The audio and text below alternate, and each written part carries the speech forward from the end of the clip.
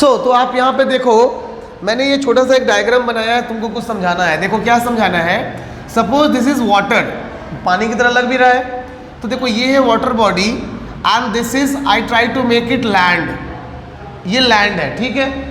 अब ये जो मैंने लिखवाया है, ये इसका फॉर्मूला ये कहता है कि व्हेन यू गो अप, जब आप वाटर बॉडी से, ये जो सी सरफेस है, इससे जब आप ऊपर की तरफ जाते हो, so after every 150 to 170 metre the temperature 1 degree Celsius decreases, ये कमता है।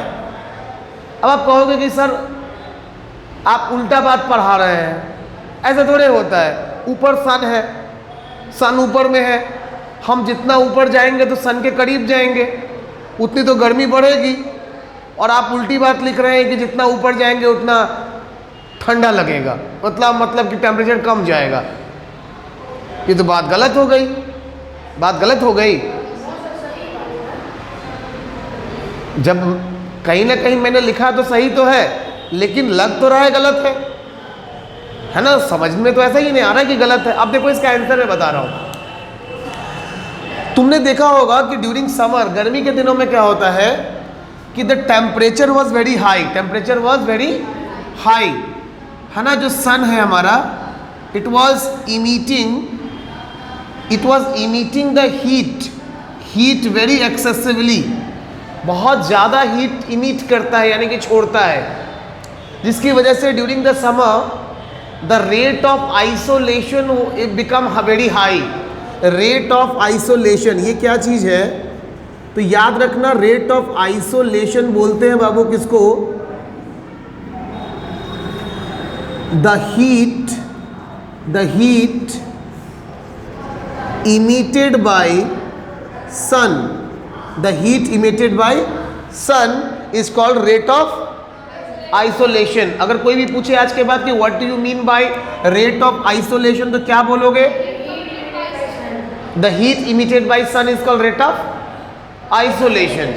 तो ठीक है, मैं आपको ओवरऑल बताना क्या चाह रहा हूँ। तो देखो, जब ज़्यादा सन, जब बहुत गर्मी होता है, जैसे आप ही देखो गर्मी का मौसम चल रहा है, दोपहर में बहुत गर्मी रहती है, तो रेट ऑफ आइसोलेशन भी हाई होगा। अब जरा मुझे बताओ कि जब गर्मी ज़्यादा होगी तो इवापोरेशन ज़्यादा होगा या कम होगा? ज़्यादा होगा।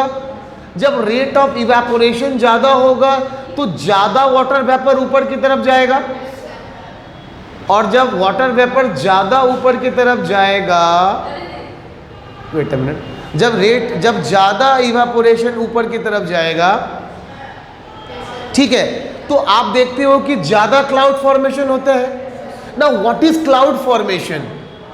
Condensation of that water vapour only, that moisture, the moisture which is present in that air, it get condense and the outcome या the cause, the result become cloud. समझ रहे हो? तो बेसिकली व्हाट वी अंडरस्टैंड कि जो cloud बना, that is because of condensation. और condensation कब होगा? जब ठंडा होगा। तो हैंस प्रूव्ड, इसलिए ये साबित होता है कि यस, जब भी हम ऊपर की तरफ जाएंगे टेम्परेचर हमारा कमेगा। मेरे पास एक और एग्जाम्पल है। एक और एग्जाम्पल क्या है? आप अभी बिहार के मुजफ्फरपुर में हो, मुजफ्फरपुर में बहुत गर्मी है, ओ माय गॉड। लेकिन इसी बिहार में एक जगह है Rajgir. Rajgir is a kind of hilly area, it's a hilly area. आप अभी राजगीर चले जाओ, you will get less temperature then here, वहाँ पे कम टेम्परेचर मिलेगा। एक और एग्जांपल देता हूँ, वेस्ट बंगाल हमारा पड़ोसी राज्य है, वेस्ट बंगाल, वहाँ पे कोलकाता है और वहीं पे दार्जिलिंग है। Kolkata is having a very high temperature, Darjeeling is having very thanda temperature, right? So all these things prove कि yes, when we go up the temperature decreases। ठीक, अब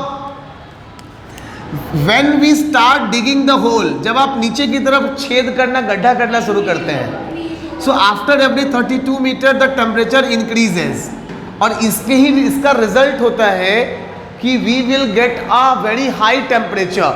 अब आप देखो, जैसे ही आप गड्ढा करते हुए क्रस्ट से मेंटल की तरफ आते हो, here you will get a temperature of almost 2000 degrees Celsius, 2000.